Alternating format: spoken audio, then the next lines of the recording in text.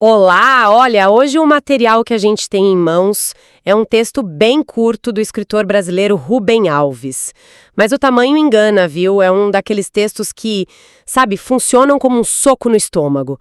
Deixa a gente meio sem ar. E a nossa missão aqui hoje é justamente essa: recuperar o fôlego e tentar entender o porquê. A ideia central é a nossa relação complexa com a liberdade. E ele resume tudo numa metáfora. Por que sonhamos em voar, mas tantas vezes escolhemos viver em gaiolas? A frase de abertura já define o tom de tudo. Ele diz: somos assim, sonhamos o voo, mas tememos as alturas. E o que me fascina nessa frase é que ela expõe um conflito que, no fundo, a gente prefere não admitir, né? Socialmente, a gente celebra a liberdade, a coragem, o voo, mas individualmente, sabe, nas nossas decisões, o medo das alturas é uma força gravitacional, assim, poderosíssima. O texto não é um manual de como ser livre, é mais um espelho. O espelho que pergunta: do que você realmente tem medo? E por que a segurança, às vezes, parece tão mais atraente que a própria liberdade? Exatamente. Então vamos começar por aí. Sonhamos o voo, mas tememos as alturas. O voo, acho que é fácil de entender.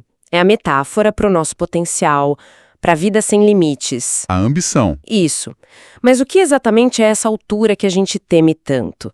É só o medo de fracassar? O medo do fracasso é uma parte enorme disso, sem dúvida. A altura representa o tamanho do tombo, né? Quanto mais alto o voo, maior a queda. E a nossa cultura penaliza o erro de uma forma brutal. Mas eu acho que o texto sugere algo ainda mais sutil. O medo da altura é também o medo da responsabilidade absoluta. Lá em cima, no céu aberto, não tem placa de trânsito, não tem caminho definido, a escolha é 100% sua. E essa liberdade total de escolha pode ser paralisante. É o que alguns filósofos chamam de angústia da liberdade. Tem que decidir o próprio rumo a cada instante, sem nenhuma garantia, é exaustivo. Faz todo sentido. É tipo estar diante de um cardápio com 1000 opções.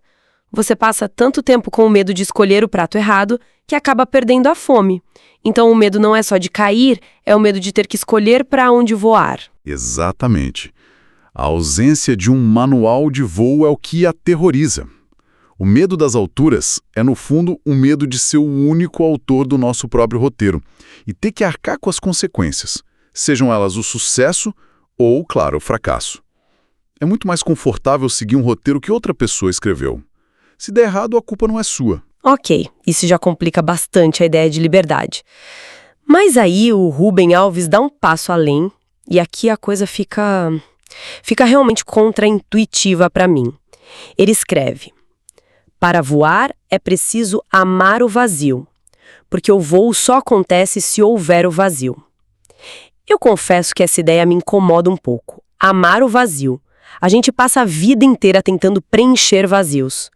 O vazio do domingo à tarde, o vazio numa conversa, o da solidão. O vazio parece o inimigo. Como assim amá-lo? É uma inversão completa da nossa lógica. E é por isso que é tão genial, né? A gente precisa entender o que ele quer dizer com vazio. Não é o nada, a ausência de sentido. No texto, o vazio é definido como o espaço da liberdade, a ausência de certezas. Pensa num pintor diante de uma tela em branco. Aquela brancura é o vazio. É assustador.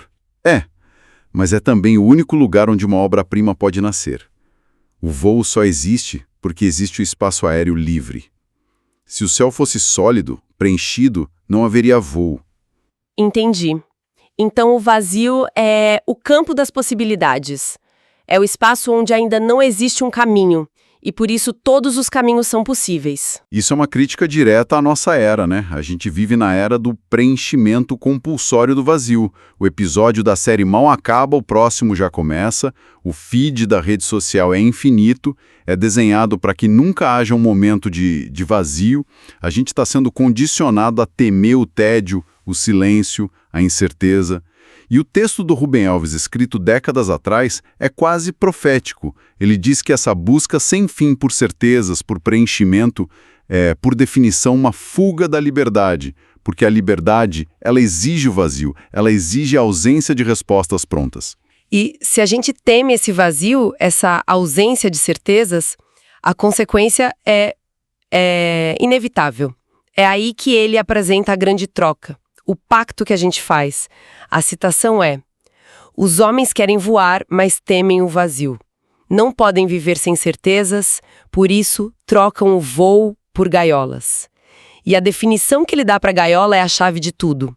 As gaiolas são o lugar onde as certezas moram. Essa é a virada central do argumento. A gaiola não é necessariamente algo ruim, imposto de fora. Ela é, antes de tudo, uma solução que a gente encontra para a angústia do vazio. É um refúgio. Certo. Então, vamos tornar isso mais concreto. Que tipo de gaiolas são essas no nosso dia a dia? Um emprego estável, mas que drena a alma, seria uma gaiola? Sem a menor dúvida. É a famosa gaiola das algemas de ouro. O salário é a certeza, o crachá é a identidade, a rotina é o roteiro. Você não precisa se perguntar o que eu quero fazer da minha vida toda manhã, porque a resposta já está dada. Você precisa ir para o trabalho. Isso acalma uma ansiedade existencial imensa. E o que mais? Um relacionamento previsível? Talvez sem paixão, mas que oferece a certeza de não ficar só? Com certeza. Ou até mesmo dogmas, sabe? Sejam eles políticos, religiosos, ideológicos. Um sistema de crenças fechado que oferece todas as respostas prontas é uma gaiola extremamente confortável. Ela te poupa do trabalho excruciante de duvidar, de pensar por conta própria, de viver no vazio da incerteza. Pensa nas bolhas das redes sociais. Elas funcionam como gaiolas digitais, né? Lá dentro, suas certezas são reforçadas o tempo todo, e a complexidade do mundo lá fora, o vazio de não ter opinião sobre tudo, é mantido bem longe. Mas espere um pouco. Isso não é um pouco radical demais? Quer dizer, ter algumas certezas, uma certa rotina, isso não é fundamental para a saúde mental? Uma vida de vazio absoluto, de incerteza total, só como um pesadelo, pura ansiedade. Onde fica a linha entre uma gaiola que aprisiona e uma estrutura que nos dá suporte? Essa é a pergunta de $1 milhão, né? E é aí que a reflexão se torna pessoal. O texto não propõe uma anarquia existencial. Eu acredito que a questão não é eliminar todas as certezas, mas sim investigar a nossa relação com elas. A estrutura te dá suporte para voar mais alto. A gaiola te impede de abrir as asas. A diferença está na intenção e na flexibilidade. Uma rotina de trabalho pode ser uma estrutura que te dá paz para ser criativo em outras áreas. Mas quando essa mesma rotina vira a única definição de quem você é e o medo de perdê-la te impede de se achanhar com outra coisa, aí ela virou uma gaiola.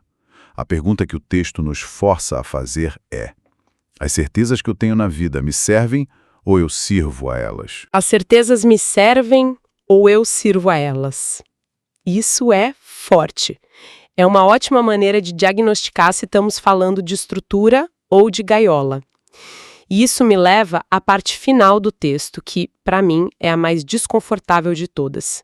Ele basicamente remove qualquer possibilidade da gente se colocar no papel de vítima. A citação é: é um engano pensar que os homens seriam livres se pudessem, que eles não são livres porque um estranho os engaiolou. Exato. Ele destrói o álibi do sistema opressor ou do chefe carrasco como única causa. Claro que existem opressões externas. O texto não nega isso. Mas ele foca numa verdade muito mais íntima e perturbadora. Sim, porque ele conclui de forma demoledora. A verdade é o oposto. Os homens preferem as gaiolas ao voo. A preferência é nossa. E a frase final joga toda a responsabilidade no nosso colo.